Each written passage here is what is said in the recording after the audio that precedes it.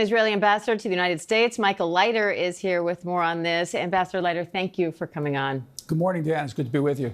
You have said that it's going to be a bumpy ride moving into the next stage of this ceasefire deal between Israel and Hamas. Do you think the return of this lieutenant's body will change that and make it more likely for Hamas to disarm and in general to adhere to the conditions of the ceasefire?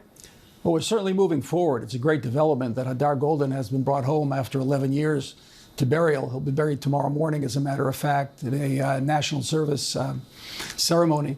But we still have 4 hostages being held. And 3 of them are Israelis. One is a Thai worker that was slaughtered and kidnapped on October 7th. So we're hoping that we get the 4 bodies back, bring them to burial, and then we can move into phase 2 of the ceasefire, which of course is disarming of Hamas and the demilitarization of Gaza.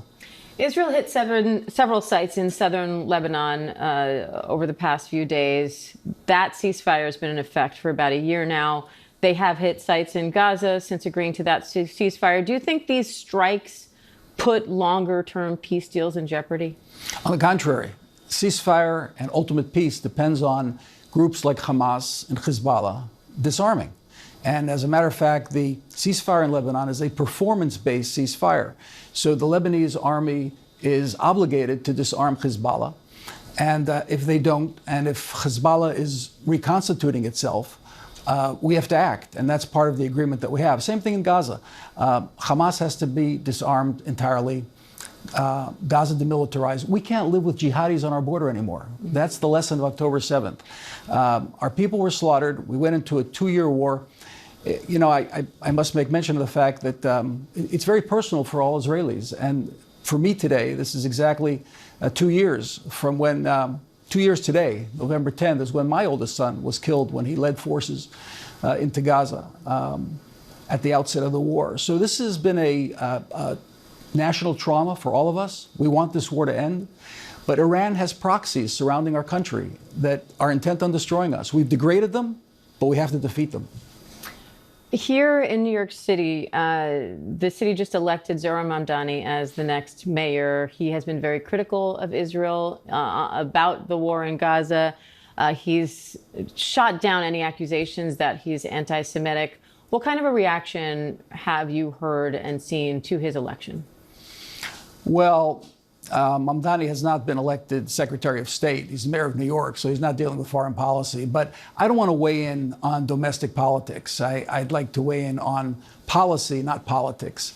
And in terms of policy, look, Israel has been accused of the most horrific things over the past 2 years. And anybody who's played into that is going to owe Israel an apology, because all the facts are coming in now. There was no genocide. There was no starvation.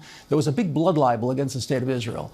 The facts are coming out, and those who participate in those accusations are going to have to start walking it back. But he's believed to, I know you say you don't want to get into the politics, but part of the reason he's said to have won is because of his stance speaking out against Israel and their role in this war. Does that concern you at all? You know, I mentioned November 10th and the significance of it. Exactly 50 years today, on November 10th, there was a resolution passed in the United Nations called Zionism Equals Racism, another blood libel. And the U.S. ambassador to the UN, Patrick Reevell, spoke. And he said that today, November 10th, 1975, an evil has been let loose on the world.